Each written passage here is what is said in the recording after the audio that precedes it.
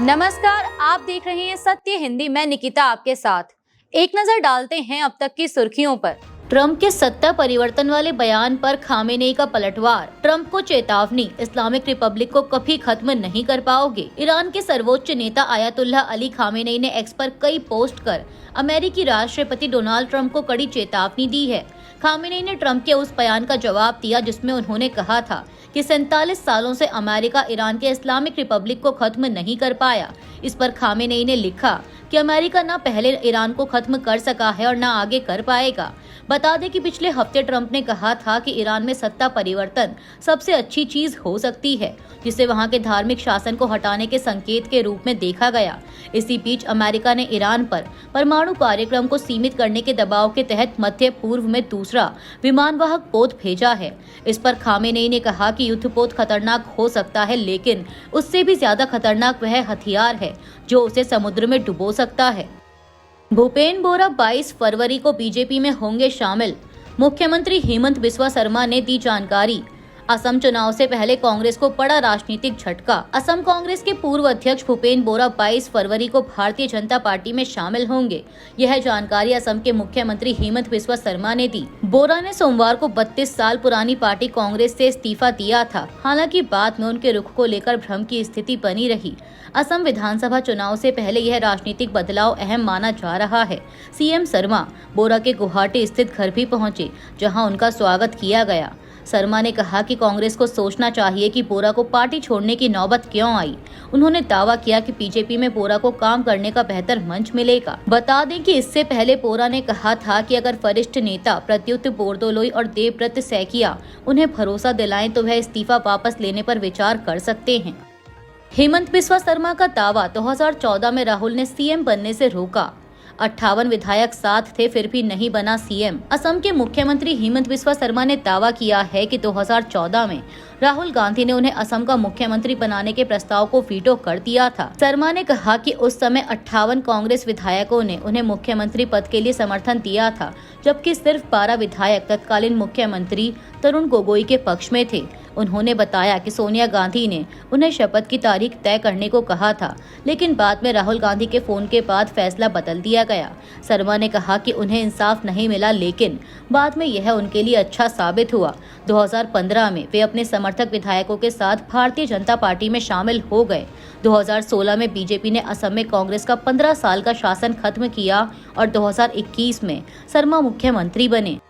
Ajit Pawar plane crash, NCP नेताओं की CM से मुलाकात, मामले की सीबीआई जांच की मांग की। महाराष्ट्र की उप मुख्यमंत्री सुनेत्रा पवार और एनसीपी के नेताओं ने 28 जनवरी को हुए अजीत पवार के विमान हादसे की सीबीआई जांच की मांग को लेकर मुख्यमंत्री देवेंद्र फडणवीस से मुलाकात की। इस हादसे में डिप्टी सीएम अजीत पवार सहित 5 लोगों की मौत हो गई थी। वरिष्ठ नेता सुनील तटकरे ने बताया कि मुख्यमंत्री ने भरोसा दिलाया है कि राज्य सरकार केंद्रीय गृह मंत्रालय से बात कर सीबीआई जांच का आदेश देगी। बैठक में प्रफुल्ल पटेल, हसन मुशर्रफ और पार्थ पवार भी मौजूद थे। तटकरे ने कहा कि एनसीपी विधायक दल सुनेत्रा पवार के साथ एकजुट है। फ्रांस के राष्ट्रपति इमैनुअल मैक्रोन और पीएम मोदी की मुलाकात, भारत और फ्रांस के रिश्तों को नई मजबूती। पीएम मोदी ने 2026 को बताया टर्निंग पॉइंट। फ्रांस के राष्ट्रपति इमैनुअल मैक्रोन 3 दिवसीय भारत दौरे पर हैं। मैक्रोन और प्रधानमंत्री मोदी के बीच मुंबई के लोक भवन में मुलाकात हुई।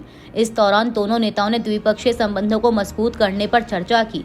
इसके बाद फ्रांस के राष्ट्रपति मैक्रोन और पीएम मोदी ने एक साझा प्रेस वार्ता को संबोधित किया।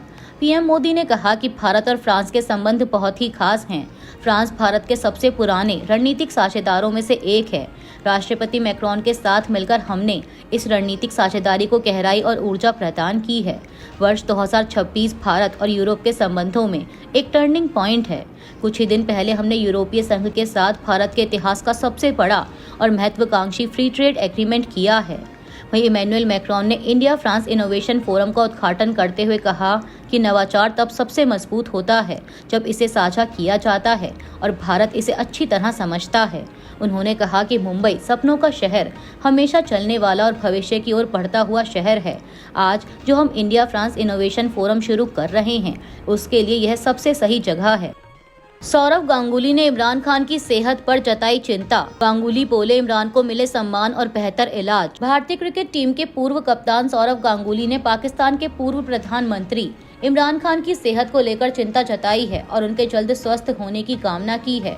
मीडिया से बातचीत में गांगुली ने कहा कि इमरान खान ने क्रिकेट टीम के कप्तान और प्रधानमंत्री के रूप में पाकिस्तान को दुनिया में पहचान दिलाई है, इसीलिए उनका ध्यान रखा जाना चाहिए और उन्हें सम्मान मिलना चाहिए।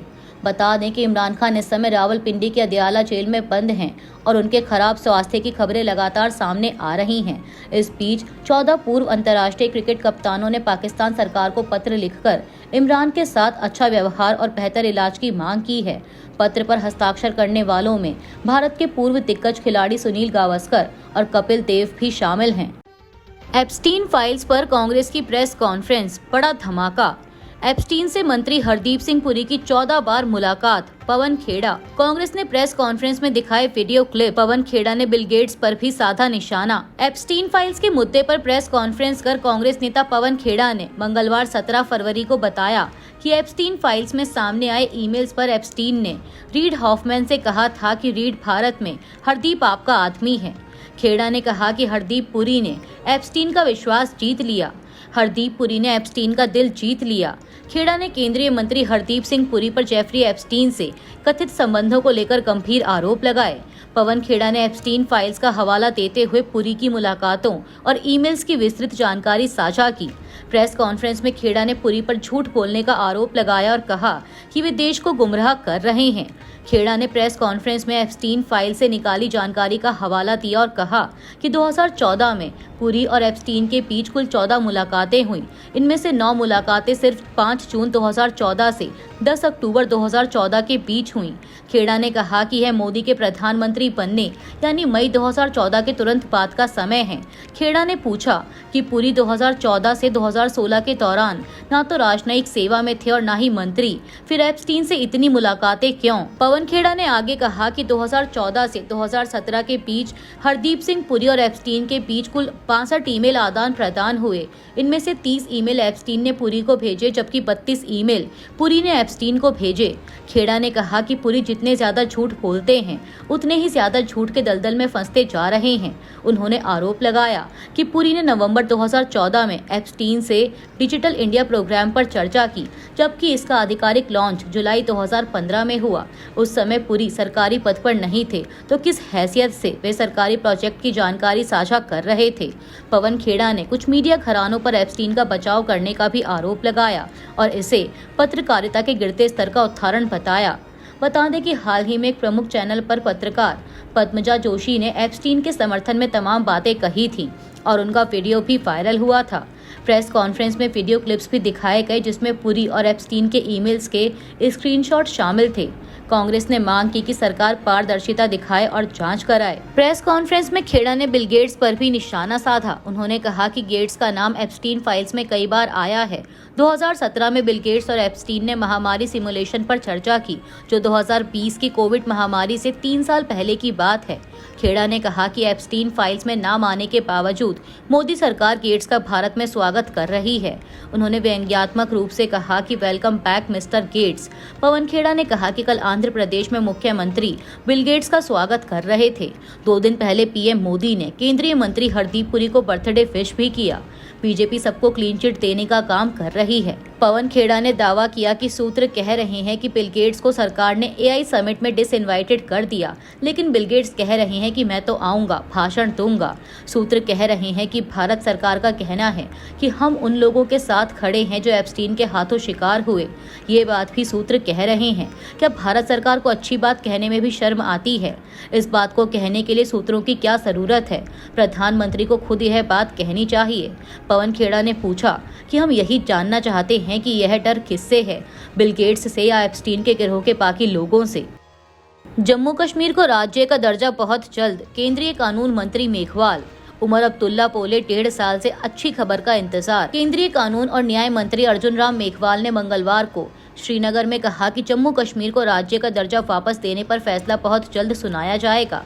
उन्होंने शेरे कश्मीर इंटरनेशनल कॉन्फ्रेंस सेंटर में पत्रकारों से बातचीत में इस मुद्दे को संवेदनशील बताया, लेकिन केंद्र सरकार की प्रतिबद्धता दोहराई। मेघवाल ने कहा कि गृह मंत्री अमित शाह पहले ही लोकसभा में आश्वासन दे चुके हैं कि सही प्रक्रिया अपनाई जाएगी और लोगों को उनका हक मिलेगा। मेघवाल श्रीनगर में टेलीलॉ योजना पर एक क्षेत्रीय कार्यशाला में शामिल होने आए थे।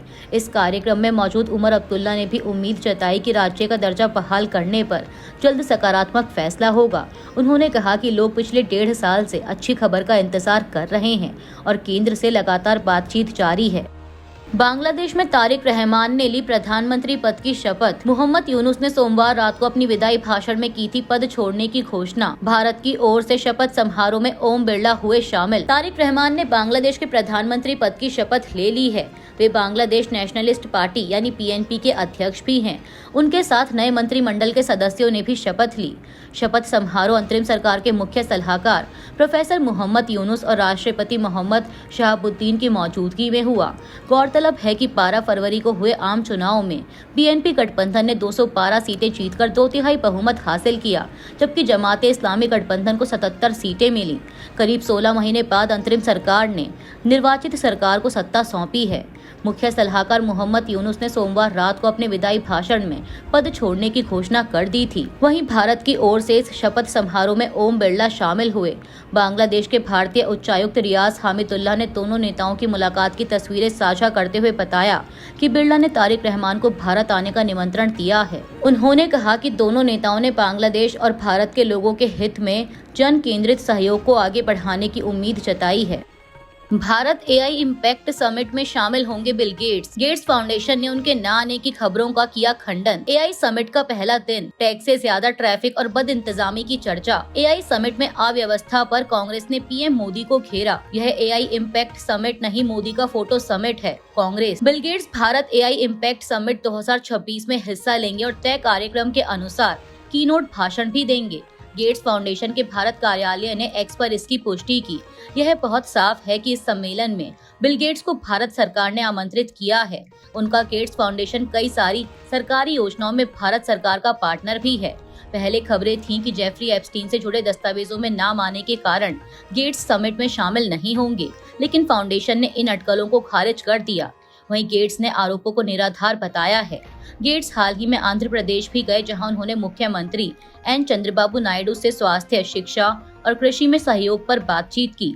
सोशल मीडिया पर आलोचना के बावजूद फाउंडेशन ने साफ किया है कि बिल गेट्स AI समिट में भाग लेंगे। राजधानी दिल्ली में चल रहे भारत AI इम्पैक्ट समिट 2026 में अव्यवस्था को लेकर कई शिकायतें सामने आई हैं। इस कार्यक्रम में सुंदर पिचाई और सैम ऑल्टमैन जैसे वैश्विक नेता शामिल हुए, लेकिन पहले ही दिन लंबी कतारें, पानी की कमी, नेटवर्क फेल होने और VIP मूवमेंट के कारण भारी अव्यवस्था देखने को मिली। कई प्रतिभागियों ने सोशल मीडिया पर लिखा कि अंदर चलना तक मुश्किल था और AI के असली डेमो कम दिखे। कुछ लोगों का कहना है कि दोपहर के बाद गेट बंद कर दिए गए, जिससे प्रदर्शक और स्टार्टअप फाउंडर बाहर फंस गए। एक स्टार्टअप CEO ने आरोप लगाया कि नरेंद्र मोदी की विजिट से पहले सुरक्षा के चलते उनका स्टॉल खाली कराया गया और उनके AI वियरेबल्स गायब हो गए। आयोजकों पर सही प्लानिंग न होने के आरोप लग रहे हैं। शामिल हुए लोगों का आरोप है कि लंबी कतारों, बंद गेट और पानी की कमी और खराब व्यवस्थाओं की वजह से उन्हें बहुत परेशान होना पड़ा। इस पर सोशल मीडिया पर नाराजगी बढ़ी, जिसके बाद केंद्रीय मंत्री अश्विनी वैष्णव ने प्रेस कॉन्फ्रेंस कर माफी मांगी है। दिल्ली में चल रहे इंडिया AI इम्पैक्ट समिट के पहले दिन हुई अव्यवस्था को लेकर कांग्रेस ने प्रधानमंत्री नरेंद्र मोदी पर निशाना साधा। पार्टी ने इसे AI इम्पैक्ट समिट की बजाय मोदी का फोटो समिट बताया। कांग्रेस का आरोप है कि PM के दौरे के कारण एग्जीबिटर्स और स्टार्टअप फाउंडर्स को भारी दिक्कतों का सामना करना पड़ा। कई लोगों ने सामान चोरी होने, भोजन पानी की कमी, लैपटॉप और डिवाइस बैन तथा सिर्फ कैश पेमेंट की शिकायत की। कांग्रेस अध्यक्ष मल्लिकार्जुन खड़गे ने कहा कि यह भारत की AI क्षमता दिखाने का मौका था, लेकिन कुप्रबंधन के कारण अराजकता फैल गई और देश की छवि को नुकसान हुआ। कांग्रेस ने सरकार पर PR के लिए इवेंट का इस्तेमाल करने का आरोप लगाया और बेहतर प्रबंधन की मांग की। अभी के लिए इतना ही। बाकी की देश दुनिया की बड़ी खबरों के लिए जुड़े रहिए सत्य हिंदी के साथ। Copyright disclaimer under Section 107 of the Copyright Act 1976. Allowance is made for fair use for purposes such as criticism, comment, news reporting, scholarship, and research. Fair use is a use permitted by copyright statute that might otherwise be infringing.